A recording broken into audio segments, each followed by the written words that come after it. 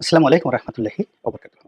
সম্মানিত দর্শক, বাংলাদেশে একজন স্বঘোষিত খুনিকে নিয়ে হঠাৎ করে আলোচনা শুরু হয়েছে। এই আলোচনার যে বিষক্রিয়া এবং এই আলোচনার যে প্রতিক্রিয়া, এটার ফলে আমাদের যে মানসিক বিবর্তন ঘটেছে এবং আমরা যে একটা ভয়ঙ্কর পরিণতির দিকে এগোচ্ছি, হয়তো এই বিষয়গুলো নিয়ে অনেকেই চিন্তা ভাবনা করছেন না। প্রথমত, মেজর ডালিম কোনো সাধারণ ব্যক্তি নন। একটি নির্মম হত্যাকাণ্ড ঘটানো একজন হত্যাকারী, একজন খুনি। পৃথিবীতে কোনো কালে কোনো জমানাতেই কোনো খুনকে বৈধতা দেওয়া হয়নি। এমনকি সবচেয়ে মারাত্মক একজন অপরাধী, যিনি ১০০টি খুন করেছেন, ১০০০টি খুন করেছেন, তো সেই খুনিকেও খুন করার জন্য কখনো কোনো রাষ্ট্র, কোনো সমাজ, কোনো সুস্থ বুদ্ধি বা বিবেক কোনোদিন সমর্থন জানায়নি। পৃথিবীতে একটা বিচারিক প্রক্রিয়া, এমনকি আইএমএ জাহিলিয়াতের যুগে যখন কাউকে মৃত্যুদণ্ড দেওয়া হতো, তখনও সেটার জন্য একটা সামাজিক, রাষ্ট্রনীতিক এবং গোত্রের একটা সিদ্ধান্ত থাকতো।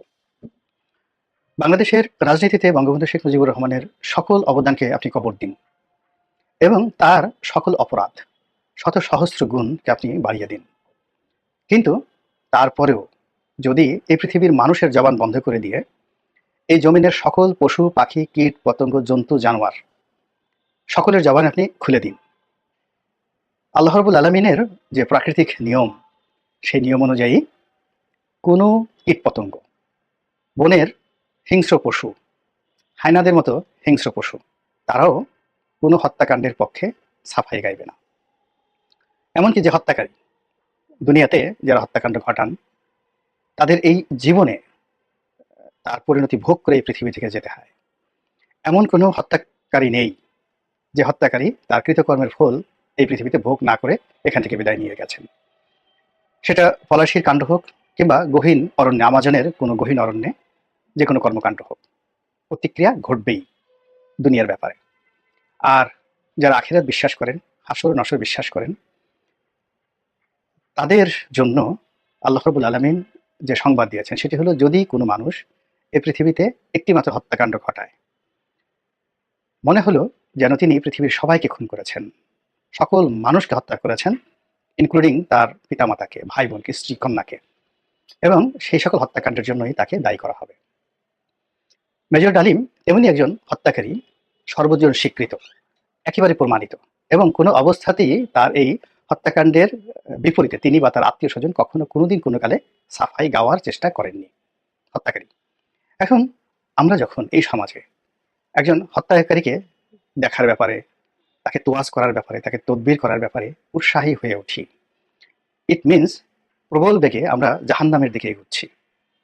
যখন সমাজ, রাষ্ট্র কোনো মন্দকে মন্দ বলতে না পারে, ভালোকে ভালো বলতে না পারে, দুষ্টের দমন এবং শিষ্টের পালন না করতে পারে, তখন ওই দেশ, কাল, সমাজ, রাষ্ট্রের জন্য আল্লাহর গজব অনিবার্য হয়ে পড়ে, ব্যক্তির জীবনে, রাষ্ট্রের জীবনে।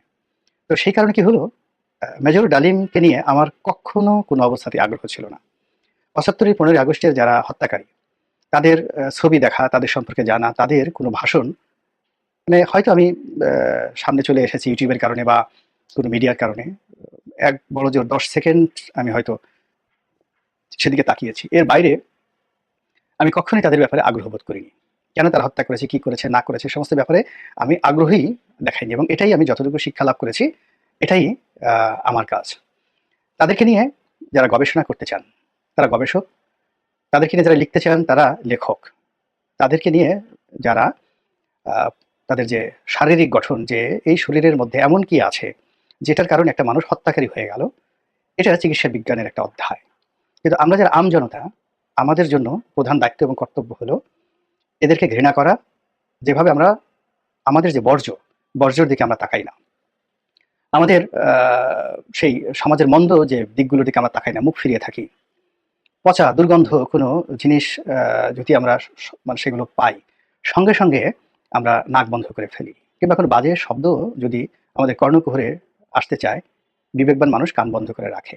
তদ্রূপ মেজর ডালিম এবং এদের মতো মানুষ যারা আছে এই সমাজে, তাদের কথা শোনা, তাদেরকে দেখা, তাদের ব্যাপারে আগ্রহ প্রকাশ করা যদি আপনার বিশেষ কোনো উদ্দেশ্য না থাকে, অর্থাৎ গবেষণা করা, মানুষকে ভবিষ্যতে তাদের কুকর্মের ব্যাপারে সতর্ক করা, সচেতন করা, এইগুলো বিষয় যদি না থাকে, তাহলে বাকি আপনি যা কিছুই করবেন পুরোটাই আপনার জন্য একটা মানসিক বৈকল্য ডেকে নিয়ে আসবে, খারাপ পরিণতি ডেকে নিয়ে আসবে এবং আপনি নিজেও পাপের ভাগীদার হবেন। তো এই কারণে এই ভদ্রলোক সম্পর্কে যে কথাবার্তা হচ্ছে বা তার যে বক্তব্য, তার যে সাক্ষাৎকার আমি আসলে দেখিনি। তবে তাকে নিয়ে যে সকল সমালোচনা হচ্ছে, যেগুলো লিখিত আকারে ফেসবুকে আসছে, তার কিছু, কিছু চম্বক অংশ আমি দেখেছি। তিনি আ যে বিষয়গুলো বলেছেন, এটা বহু পুরনো। একটিও নতুন কিছু নেই তার মধ্যে। ২ নম্বরে হলো যে আ তিনি এই সময়টাতে যে হঠাৎ করে এসেছেন, কেন এসেছেন? এটা নিয়ে আমি প্রশ্ন করতে চাই। দ্বিতীয়ত যে ঘটনা সেটা হলো যে তিনি আসল না নকল, এটা নিয়ে আওয়ামী লীগের যারা লোকজন খুব বিতর্ক করছে। এটা তাদের নির্বুদ্ধিতা। তিনি আসল না নকল এটা নিয়ে আলোচনা করারই দরকার নেই। প্রথমত হলো যে কথাগুলো বলা হয়েছে, সেই কথাগুলো নিয়ে আমরা যদি পর্যালোচনা করি, এখানে আওয়ামী লীগের প্রসঙ্গ বাদ। আওয়ামী লীগের প্রসঙ্গ বাদ, বঙ্গবন্ধু হত্যাকাণ্ডের প্রসঙ্গ বাদ। এটা নিয়ে বহু গবেষণা হয়েছে, আন্তর্জাতিক অঙ্গনে বহু কিছু রচিত হয়েছে। তো কাজেই এগুলো নিয়ে জনাব ডালিমের মুখ থেকে কোনো কিছু শোনার দরকার নেই।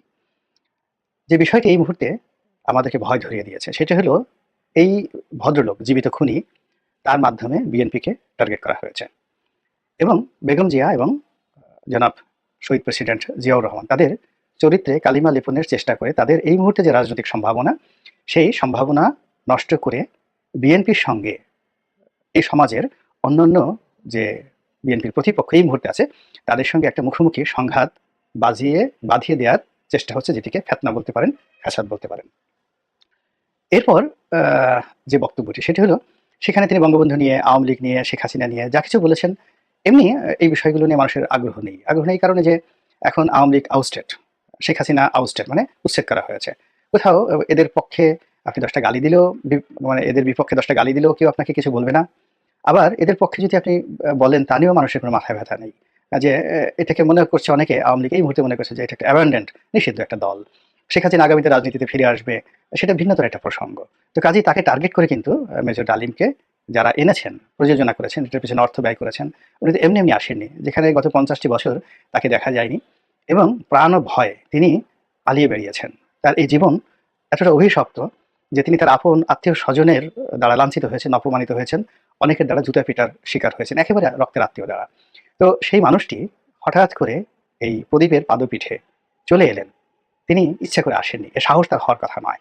তাকে সাহস যোগানো হয়েছে, তাকে নিরাপত্তা দেওয়া হয়েছে, তাকে আশ্বাস দেওয়া হয়েছে এবং এটার জন্য একটা চক্র কাজ করছে। তো আমরা তিনি আসল না নকল সেই কথাগুলো না বলে যে কথাগুলো আমরা বলতে চাই সেটা হলো যে তিনি যে কথাগুলো বলেছেন সেই কথা প্রথমত পরস্পর বিরোধী এবং তিনি একই সঙ্গে বঙ্গবন্ধুর প্রশংসা করেছেন, আবার একই সঙ্গে তার স্ত্রীর অপহরণ নিয়ে কথা বলেছেন, একই সঙ্গে বঙ্গবন্ধু তাকে চাচা ডেকেছেন, আবার সেই চাচা তিনি পাকিস্তানের হাতে ধরা দিয়েছেন, আবার মুক্তিযুদ্ধের সময় সেই চাচাকে তিনি খুন করা, অর্থাৎ চাচা হয়েছেন মুক্তিযুদ্ধের পরে, আর মুক্তিযুদ্ধের আগে তিনি সেনাবাহিনীতে যখন কর্মরত ছিলেন এবং যখন মুক্তিযুদ্ধ হয় তখন তিনি চাচাকে হত্যা করার ব্যাপারে তখন থেকে তিনি সিদ্ধান্ত নিয়েছেন। এখন তিনি পাকিস্তানের কারাগারে বন্দী অবস্থায় ছিলেন, তার দৃষ্টিতে তিনি পাকিস্তানপন্থী। পাকিস্তানের কাছে তিনি ধরা দিয়েছেন, তিনি অবিভক্ত পাকিস্তানের প্রধানমন্ত্রী হতে চেয়েছেন।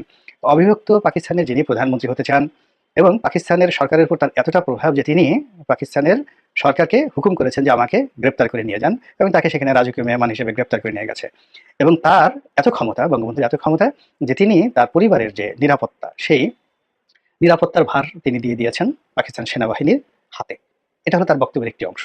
তো এটা যদি সত্যি হয়, তাহলে তিনি ভারতের দালাল হবেন কি করে? তিনি তো আইএসআই এর দালাল হবেন।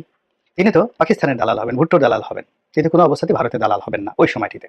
তো কাজেই তার এই যে বিপরীতমুখী বক্তব্য, এটি শোনার রুচিও নেই এবং এটি নিয়ে আলোচনা না করার কিছু নেই। যেকোনো মানুষই আ মূলত তার প্রতি যে ঘৃণা বা তিনি যে একটি অস্থির চিত্তের অসুস্থ মানুষ, এবং সেই অসুস্থতার কারণেই তিনি এরকম একটা খুন খারাপির সঙ্গে জড়িত হয়ে পড়েছেন এবং খুন করার পর তার মানসিক বৈকল্যটা এমন একটা পর্যায়ে পৌঁছে গেছে যে সেটিকে নিয়ে তিনি দম্ভ করেছেন এবং গত ৫০ টি বছর পালিয়ে থাকার কারণে তার মানসিক যে ভারসাম্যহীনতা এটা চরম পর্যায়ে পৌঁছে গেছে এবং তিনি কোনো অবস্থাতেই সুস্থ নেই। এবং তিনি যে কথাগুলো বলেছেন এগুলো কারো শিখিয়ে দেওয়া, কারো পড়িয়ে দেওয়া এবং লিখিত বক্তব্য। এবং আরো অবাক করার ব্যাপার হলো যে তিনি যে সকল বক্তব্য বলেছেন, পরস্পর বিরোধী কথা বলেছেন, এই কথাগুলো মূলত যারা লিখেছেন তাদের লেখাপড়ার মান ভালো নয় এবং তারা খুব তাড়াহুড়ো করে এই কাজগুলো করেছেন এবং একবারও ভাবেননি। এখানে স্পষ্টতই যে হুমকি তার মাধ্যমে, মেজর ডালিমের মাধ্যমে, সেটা হলো হু ইজ মেজর ডালিম? হি ইজ এ কিলার। সে একজন খুনি এবং সে একজন প্রেসিডেন্টকে খুন করেছেন, আরেকজন প্রেসিডেন্টকে খুন করার জন্য তিনি চেষ্টা করেছেন জিয়াউর রহমান সাহেবকে।